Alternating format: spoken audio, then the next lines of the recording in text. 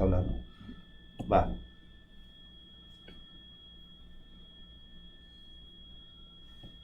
Sí, buenas noches amigos. Gracias por acompañarnos este jueves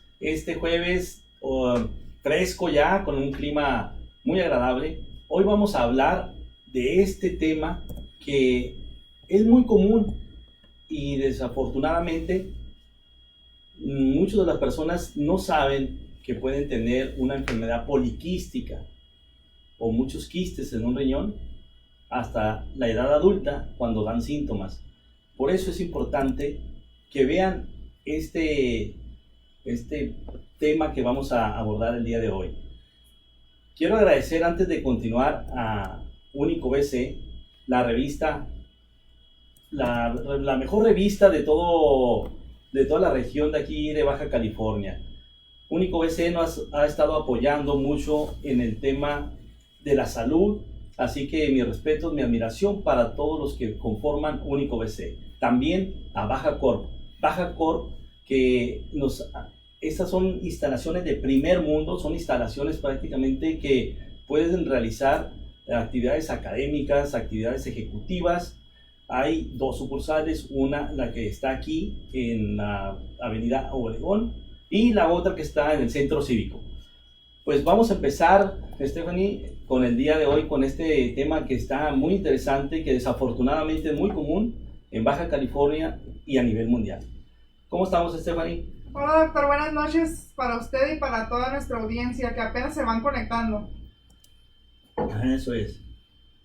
Muy bien, Raimundo, pues muchas gracias por estas imágenes que siempre son de 10, son súper imágenes que gracias a estas imágenes nos podemos comunicar contigo, con toda la sociedad, porque es más fácil poder explicar estos temas tan complejos. Estos temas que tienen el único objetivo de crear conciencia, de sensibilizar a las personas de temas que es poco, se abordan muy poco en la sociedad médica con los pacientes, solamente cuando ya hay un problema muy avanzado. Lo que nosotros creemos y estamos convencidos que si hacemos una medicina preventiva, educamos a los pacientes, se va a lograr disminuir la cantidad de pacientes que están ahorita necesitando un trasplante para tener una mejor calidad de vida o para seguir viviendo. Así que estos temas con contenido informativo, científico, actualizado, es para ti, son para ti porque tú nos los has pedido, tú en el consultorio nos has solicitado estos temas y con mucho cariño lo vamos a seguir haciendo aquí en Baja Corp y con el apoyo de Único BC. Vamos a iniciar el día de hoy el tema de enfermedad poliquística. Enfermedad poliquística, pues les quiero comentar que esta enfermedad poliquística es una enfermedad hereditaria. Es una enfermedad hereditaria, puede ser autosómica dominante o autosómica recesiva. Ahorita les voy a explicar qué quiere decir cada una de ellas porque pues parece que uno habla en latín, en italiano, pero ahorita le vamos a hablar bien en una forma más coloquial para podernos explicarlos mejor. Bueno, esta enfermedad he comentado que es muy común porque es la principal causa de daño renal crónico que requiere de un trasplante o de diálisis o hemodiálisis, que es hereditaria. Hay muchas otras causas hereditarias que ocasionan daño renal, pero esta es la principal, la enfermedad poliquística. Se dice que estadísticamente se puede presentar un caso en 800 personas que se encuentran sanas, uno de ellos puede tener una enfermedad poliquística. Por lo tanto, si hablamos de autosómico dominante, vamos a hablar que es una enfermedad que el 50% de las personas que tienen un bebé, si tienen un bebé, tienen el 50% de posibilidades de que ese niño pueda heredar la enfermedad poliquística. Y si tienen 2 hijos, uno de ellos es casi seguro que va a tener la enfermedad poliquística. Hablar de autosómico dominante quiere decir que está una alteración en los genes. Ya se ha descubierto que hay genes que causan la autosómica dominante, que prácticamente se llama PK, PKD1.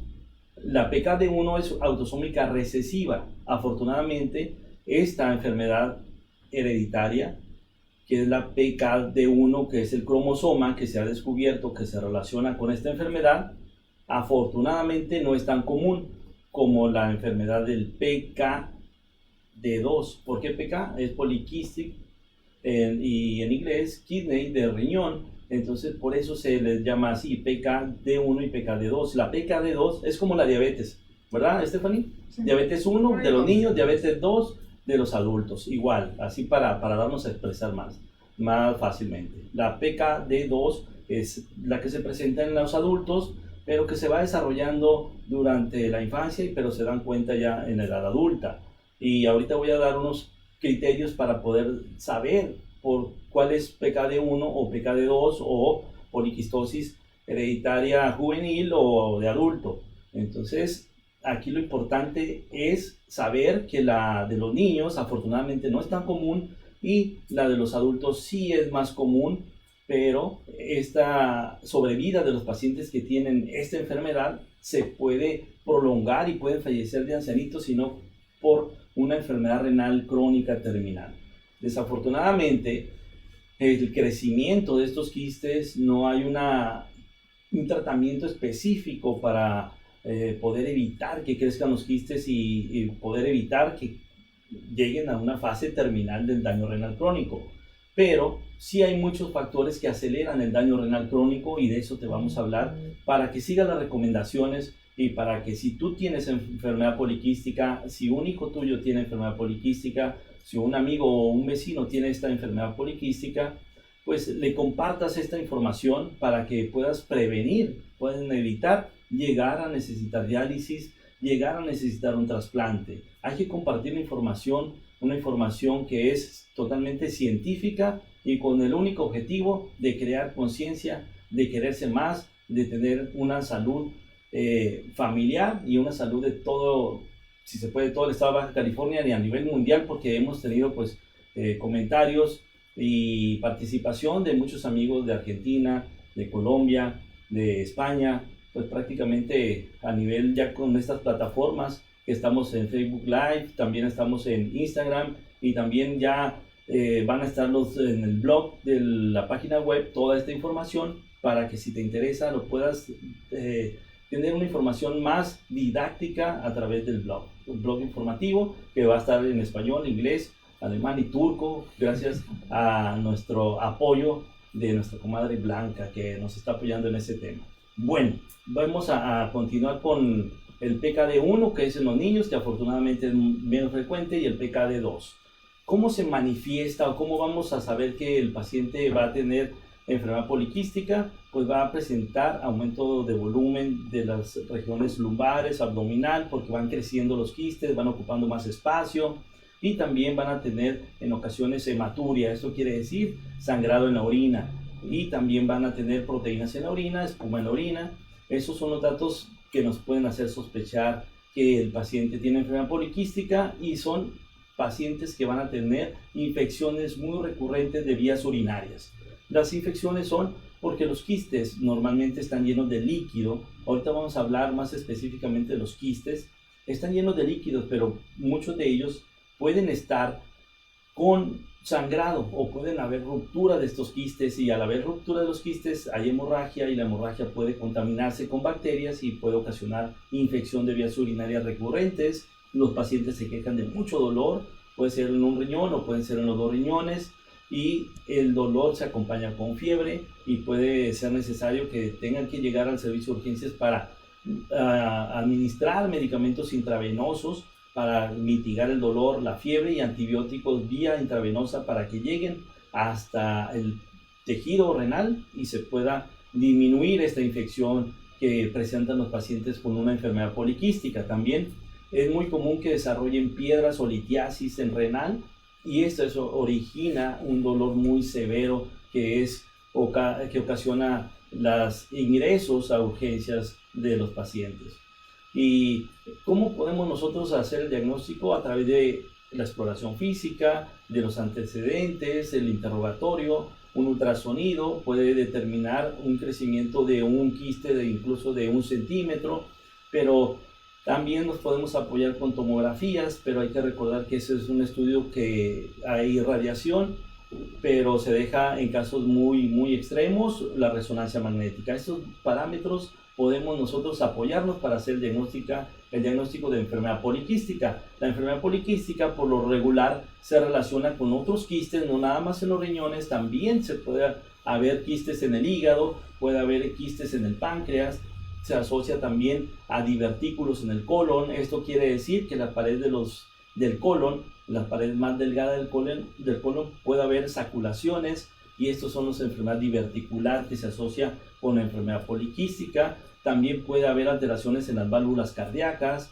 y también puede haber aneurismas en las arterias del cerebro. Esto quiere decir saculaciones de las arterias a nivel cerebral, puede haber esas saculaciones o pared más delgada, y por lo tanto esto no es raro que los pacientes puedan tener incluso una hemorragia cerebral debido a que cuando van avanzando el crecimiento de los quistes en el tejido renal, van ocasionando hipertensión, una hipertensión de difícil control, y si no se tiene un buen control de la presión, puede incluso en los aneurismas cerebrales haber una perforación y ocasionar una hemorragia cerebral. Bueno, estos son los datos que nos hacen sospechar y cómo nosotros nos podemos apoyar a través de ultrasonido, tomografía y resonancia magnética, y sobre todo la clínica, para hacer el diagnóstico de enfermedad poliquística y posteriormente hacer las recomendaciones a las familias. Quiero comentarles y quiero que vean y que nos acompañen a ver uno de los videos que son tan explícitos de la enfermedad poliquística. Vamos a ver en este video cómo en forma hereditaria van creciendo en forma progresiva los quistes en el riñón sano y van ocupando el tejido sano precisamente hasta llegar a un crecimiento tan grande que el parénquima o tejido sano, donde están los filtros, los glomérulos o las nefronas, pues van perdiendo la capacidad de funcionar. Por lo tanto, esa capacidad van ocasionando una disminución en la formación de eritropoyetina, y va a haber pacientes con anemia. Va a haber alteraciones en la renina-angiotensina, que es una hormona que es importante para regular la presión.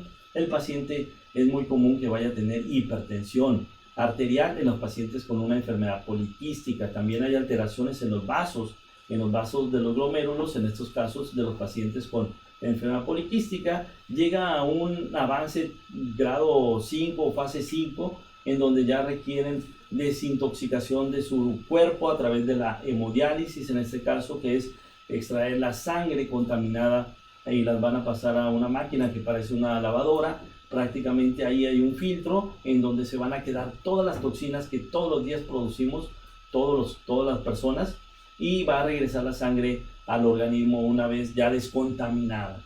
Pero esto es lo que ocasiona, y aquí se ve como en forma bilateral hay quistes en los riñones, en el hígado, y también no se ve aquí, pero en el páncreas seguro también hay. En estos casos es necesario también hacer un trasplante, pero para poder hacerlo precisamente se requiere quitar el riñón con quistes.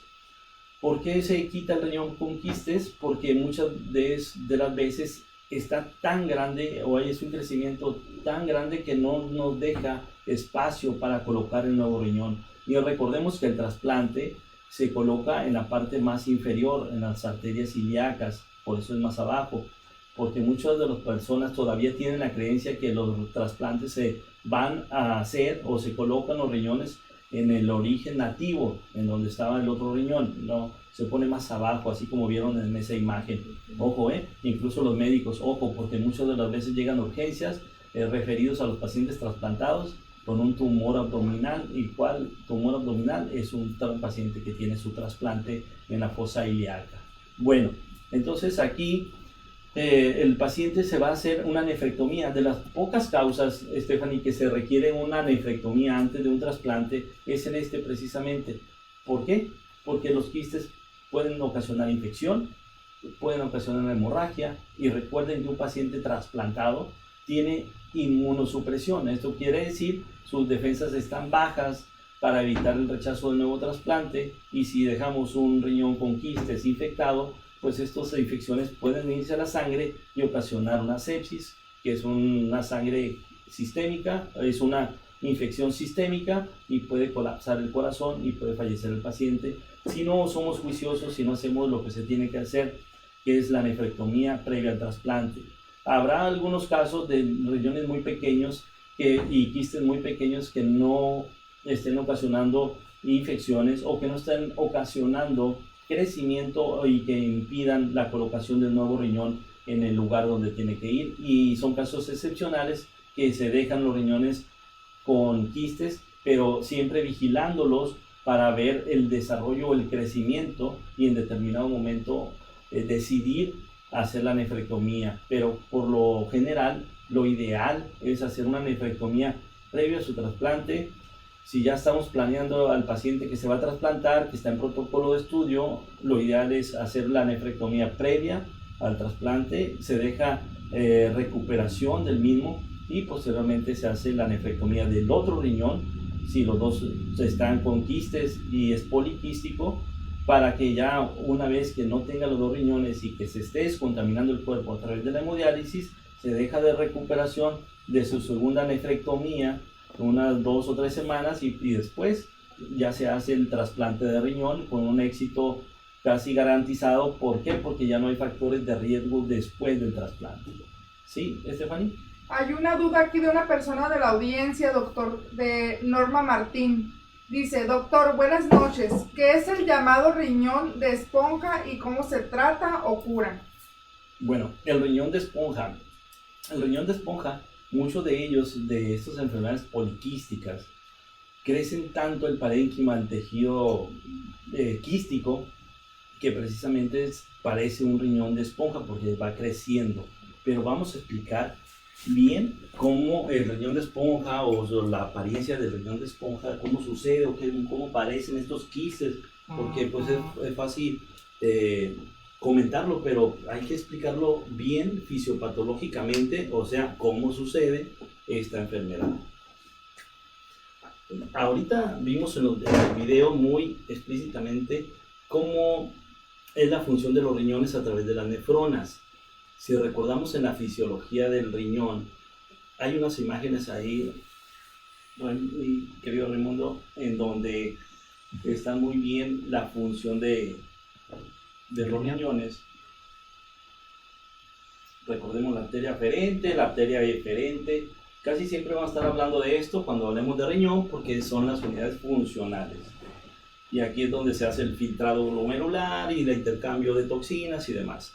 Pero hemos hablado de las arterias, hemos hablado de estas alteraciones, cuestiones inmunológicas, pero ahora vamos a ver los túbulos colectores.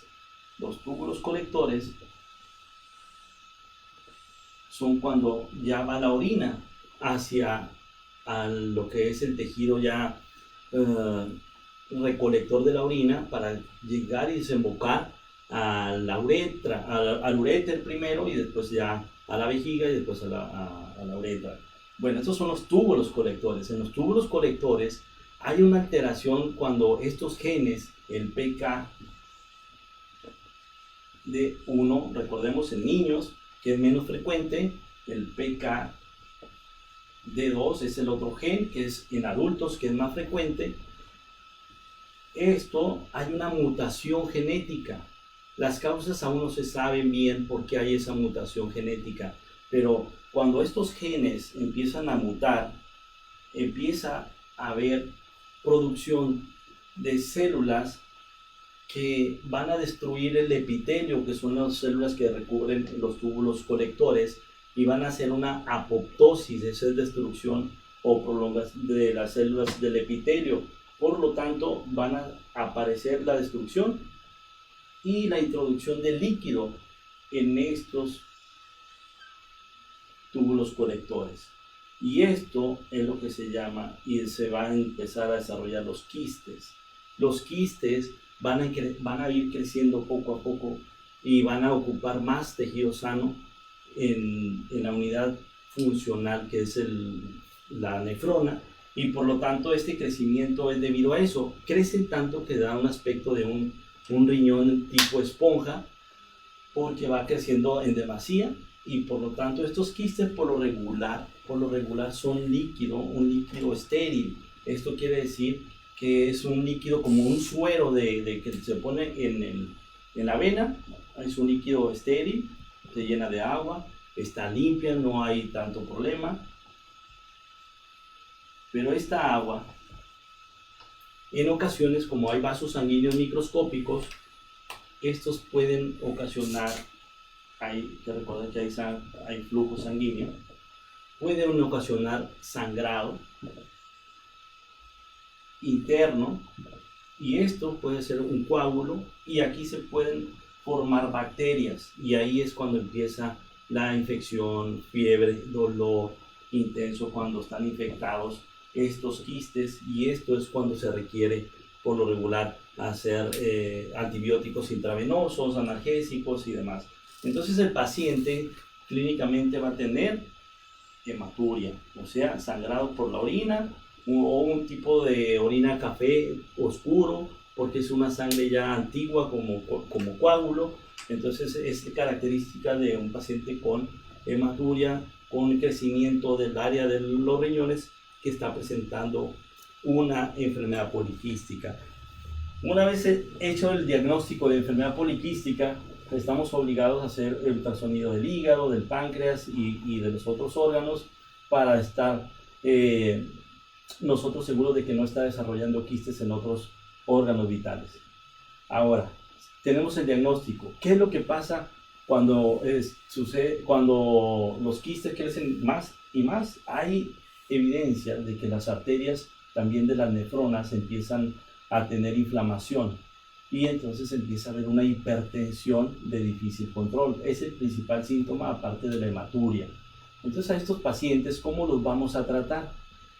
¿Cómo los vamos a tratar? Es importante, pero yo quiero que se queden con un mensaje este día. El mensaje es: tú puedes tener esta enfermedad poliquística y no darte cuenta, porque por lo regular se va a manifestar de los 30 años o 40 años en adelante, cuando es la PK2, o sea, cuando el gen es el PK2, como pecados, ¿verdad, Stephanie?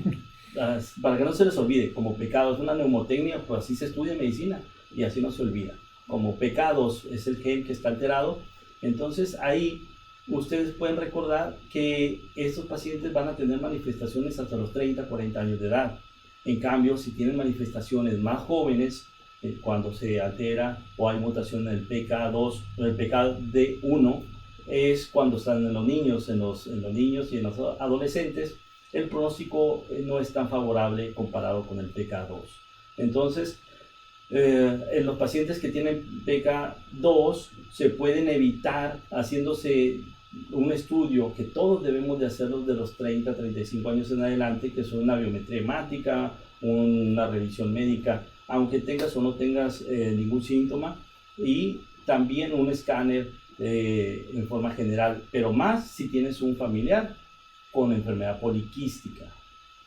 ¿Sí, Stephanie? ¿Hay alguna duda? Sí, pregunta nuestra amiguita Margarita Nieves. Muy buenas noches, doctor. Cuando solo tienen un quiste en el riñón, ¿es peligroso? Mil bendiciones. Qué interesante esa pregunta, porque para poder diferenciar en una enfermedad poliquística es a través del ultrasonido, donde vamos a ver y cómo podemos saber si es, aparte de la edad de la presentación de los quistes, cuando hablamos de PKD1 o PKD2, es precisamente en el número de quistes. El número de quistes, por lo regular, si aparece un quiste o dos quistes en los riñones de los 40 años en adelante, en un solo riñón, no podemos pensar que es una enfermedad poliquística. En cambio, si nosotros vemos un solo quiste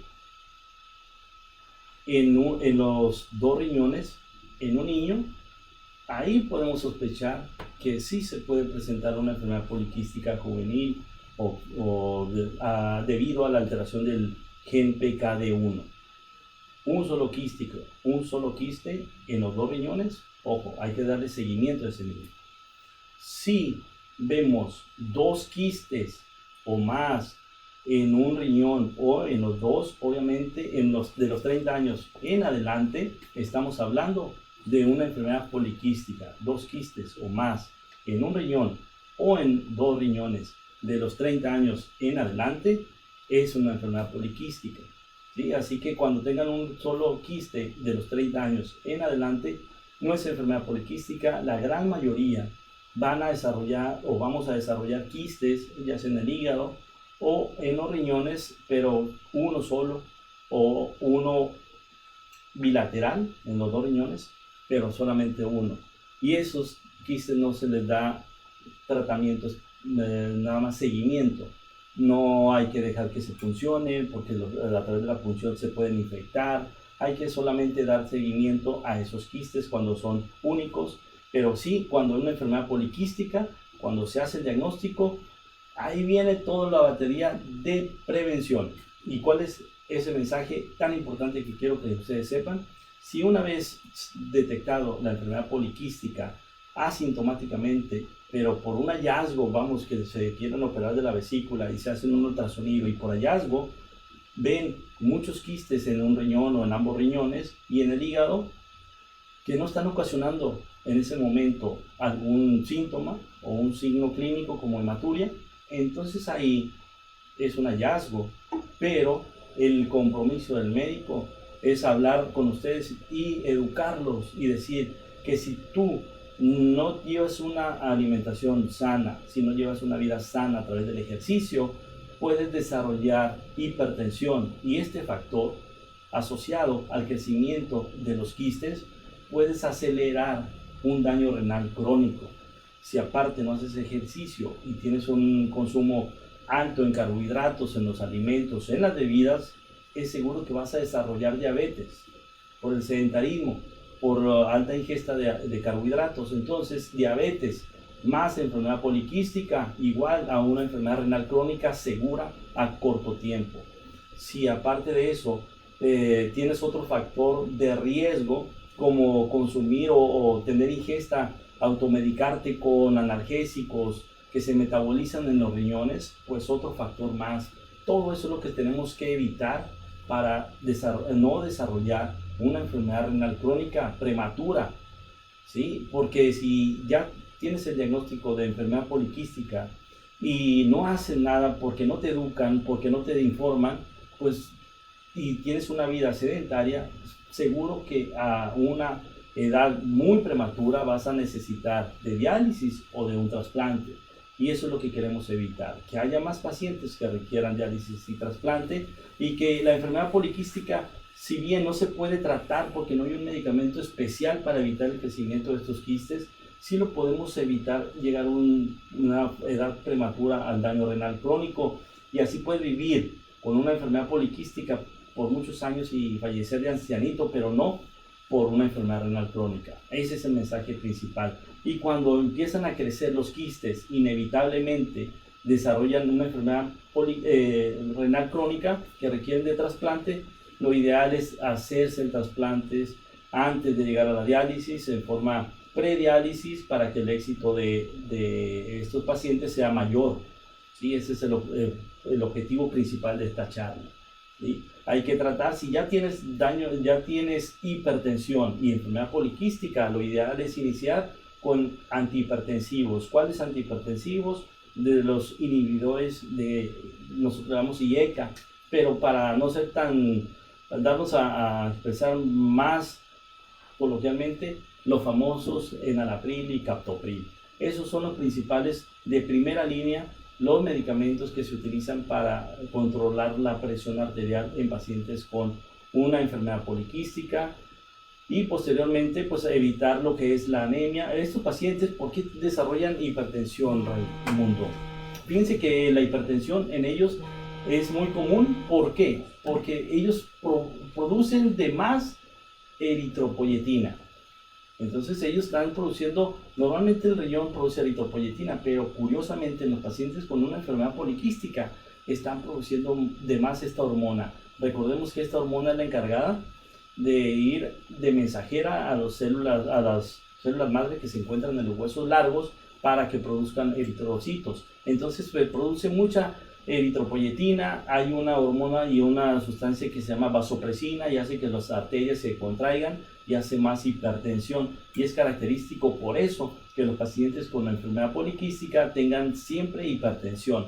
Y no tanta anemia, pero sí mucha hipertensión. ¿Por qué no hay tanta anemia? Porque ellos, curiosamente, están produciendo mucha esta hormona que se llama la eritropoyetina. Entonces vemos que los pacientes que ya tienen una enfermedad renal crónica debido al riñón poliquístico se pueden hacer este tipo de trasplante. Podemos ver el otro video, Raimundo, del trasplante, de cómo se hace la nefrectomía bilateral, lo que veníamos hablando hace un momento. Por lo regular, aquí están los dos riñones, están con una enfermedad poliquística. Aquí vemos el trasplante, cómo se hace no en el origen nativo, sino más abajo. ¿Por qué? Porque el conducto urinario es más corto cuando es un donante vivo y se hace cerca de la vejiga para unirlo. En estos pacientes que desarrollan una enfermedad poliquística crecen tanto que van a ocasionar un daño renal crónico. Se hace la nefrectomía, primero de uno y después del derecho y después del izquierdo. Y después de 3 semanas de recuperación se hace su trasplante en la fosa ilíaca y empieza a tener una nueva calidad de vida, una nueva vida a través de la donación de un riñón. ¿Quién puede ser donante? ¿Pueden ser donantes los familiares, Stephanie? Los familiares pueden ser donantes, siempre y cuando uno de los hijos, por ejemplo, no tenga o no haya desarrollado enfermedad poliquística. Si tiene 35 años o 40 años o más y no ha desarrollado quistes, esta persona no tiene, tiene garantizado que no va a desarrollar, una enfermedad poliquística después de los 40 años. Y puede ser un donante siempre y cuando sea una persona sana para su mamá o para su papá. Por lo regular, en los comités de trasplante se decide siempre que sea un donante fallecido por el tema de la cuestión hereditaria o de otro familiar no directo, por ejemplo, un cuñado, puede ser un amigo. Un trasplante de donante vivo no relacionado se puede realizar en este caso de los pacientes o la esposa al esposo o del esposo a la esposa, y entonces sí se puede llevar a cabo este tipo de trasplante. Es común, sí, es muy común, pero existen muchas de esas dudas con respecto a los donantes vivos. No sé si hay alguna pregunta, Stephanie. Aquí nos comparten unos comentarios la señora María Esther Mora, dice: gracias doctor, ya lo compartí con mi familia que padecemos todos esta enfermedad. María Esther Mora, una gran amiga, y su heroico esposo Héctor, que fue el donante. Mi respeto y mi admiración para todos los donadores en vida. Aquí tenemos ese ejemplo tan claro como María Esther Mora fue desarrollando la enfermedad poliquística y fue necesario hacer la nefrectomía primero del riñón derecho y después el izquierdo, o viceversa, pero hacer la nefrectomía de los dos riñones para poder garantizar así el éxito del trasplante y menos riesgo de infecciones y menos cirugías después de un trasplante renal. Dice también la señora Maggie Arias: doctor, entonces en esta enfermedad, cuando se llega al trasplante, primero hay que quitar los dos riñones. A mi madre la trasplantaron, pero no se los quitaron, solo cortaron y le pusieron el nuevo. En ocasiones, como comentábamos hace un momento, hay razones o criterios médicos clínicos que justifican nefrectomía bilateral o dejarlos y observarlos o vigilarlos, o sea, no quitarlos, los riñones poliquísticos, siempre y cuando esos criterios son que no estén tan grandes que ocupen el espacio donde se va a colocar el nuevo riñón, y la otra, que esos quistes no estén ocasionando infecciones. Esos son los criterios de los cuales se va a optar por dejar esos riñones ahí sin hacer nefrectomía. Solamente en aquellos casos que los riñones estén muy grandes, que van a impedir colocar el nuevo riñón en el sitio ideal, ahí sí se hace la nefrectomía. Lo ideal es bilateral. Y en aquellos casos que han estado con hematuria, o sea, sangrado, infecciones de vías urinarias recurrentes, quiere decir que son riñones con quistes infectados y que van a dar problemas en un futuro. Ahí sí cumplen los criterios para hacer una nefrectomía, quitar los riñones bilaterales para poder después hacer el trasplante con mayor garantía de éxito y menos riesgo de infecciones, ¿sí?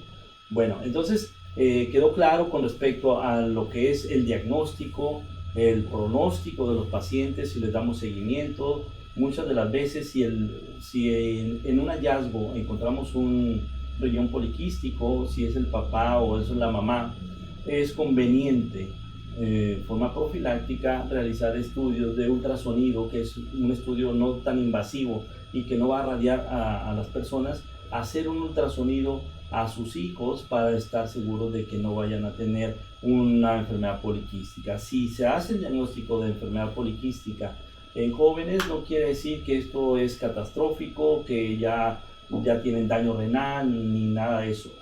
Eso nos hace más juiciosos, nos hace tener más responsabilidad como joven de tener una vida sana, de tener una alimentación adecuada para que no desarrolles diabetes, no desarrolles hipertensión y no estés en un futuro batallando con los problemas de diálisis o hemodiálisis.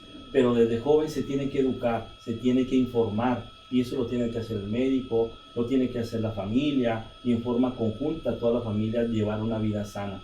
Que Stephanie y Raimundo, esta vida sana hemos hecho mucho énfasis en los pacientes que tienen daño renal o en pacientes que van a donar un riñón, pero esta vida sana lo tenemos que hacer todos. Todos tenemos que tener una alimentación adecuada, sana, tenemos que hacer ejercicio, mínimo 15, 20 minutos al día, y así vamos a evitar desarrollar diabetes, hipertensión y daño renal crónico. Y si hay enfermedades que no se pueden evitar, por ejemplo estas que son cuestiones genéticas y hereditarias, pues se tendrá que evitar las enfermedades que sí se pueden evitar, como la diabetes, hipertensión, la obesidad y todas las complicaciones que trae la obesidad, y esto puede conllevar a evitar muchos problemas, aunque tengas una enfermedad poliquística, aunque tengas una enfermedad que no la puedas controlar tú, pero sí puedes controlar las otras variables, que es la diabetes, hipertensión y el sobrepeso, obesidad, que tiene como complicaciones fatales. Bueno, no sé si hay alguna duda, algún otro tema que quieran comentar. Nosotros estamos con la mejor disposición, que tenemos un rezago de temas, Stephanie, que tenemos que hablar del páncreas, tenemos que hablar del trasplante de hígado, de donante vivo, donante fallecido, tenemos que hablar de todos esos órganos que también son vitales para que los pacientes puedan tener una mejor calidad de vida. Pero si gustan ir haciéndonos los comentarios a través del Facebook o la página web, de qué tema te interesa, pues a nosotros lo estamos anotando para que cada semana desarrollar estos temas y que no tengas dudas al respecto de una enfermedad que tenga tu familiar o que quieras compartir con la sociedad, que la sociedad esté más informada de temas de salud. Aquí vamos a estar incansablemente, aún así con todos los pendientes que tenemos, aquí vamos a seguir responsablemente educándote, porque ese es el objetivo que tenemos, y gracias a Baja Corp, a Único BC, que nos han hecho el favor de apoyarnos incondicionalmente, pues nosotros siempre agradecidos y agradecidos contigo que nos acompañas cada semana aquí en esta plataforma de Facebook Live.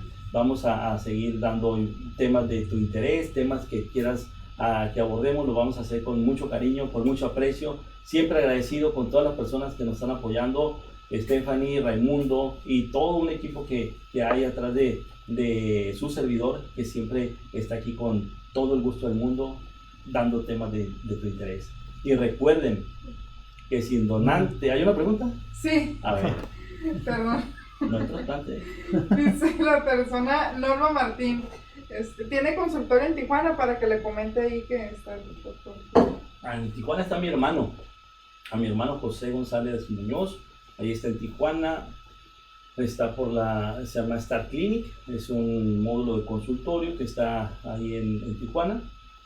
Después, si gusta, la contactamos para darle los teléfonos de él, para que si tiene alguna duda con respecto a su salud o si quiere atenderse también en Tijuana. Está mi hermano, que estudiamos prácticamente lo mismo, que es cirujano de trasplante, que hicimos la misma formación médica, estuvimos en la misma facultad, y nos fuimos a hacer la especialidad casi en los mismos hospitales. Ahí operamos juntos y tenemos toda esa misma información. Le mando un abrazo a mi hermano, a mi sobrina que está estudiando medicina ya casi a su internado ya. Y pues, ¿qué más le puedo decir? Que con toda la confianza del mundo puede acercarse con él, que está en la ciudad de Tijuana. ¿Sí? Bueno, hay que recordar siempre que sin donante no hay trasplante. Hasta luego, nos vemos la próxima semana.